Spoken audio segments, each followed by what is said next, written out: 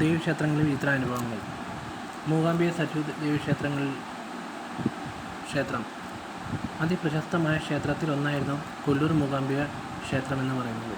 സരസ്വതി ദേവി കുടികൊള്ളുന്ന ക്ഷേത്രത്തിൽ കുട്ടികൾക്ക് വിദ്യ പകർന്നു കൊടുക്കുന്ന അച്ഛനമ്മമാർക്കൊരു വഴി കാണിച്ചു കൊടുക്കുക എന്നുള്ളതാണ് അവിടെ പരിപാടി.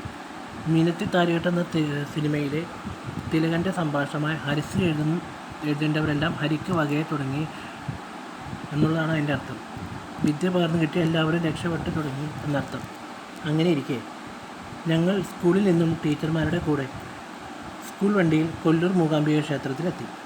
അവിടുത്തെ ഒരു സ്ത്രീ ഞങ്ങളുടെ അരികിൽ വന്നിട്ട് പറഞ്ഞു, കന്നഡയിലായിരിക്കുമെന്നാണ് ഞങ്ങൾ ആദ്യം കരുതിയത്. അതിശയകരമായി മലയാളം സംസാരിക്കുന്ന ഒരു വ്യക്തിയായിരുന്നു അത്. എന്തായാലും ഞങ്ങൾക്ക് തിരക്ക് മൂലം വേറെ വഴിയിലൂടെ ഞങ്ങൾ അവരെ പിന്തുടർന്ന് കുറുക്ക് വഴിയിലൂടെ ഞങ്ങളെ ക്ഷേത്രത്തിൽ കയറ്റി. ദർശനത്തിന് ശേഷം തിരിച്ചു വന്നപ്പോൾ ആളെ കാണുന്നില്ല.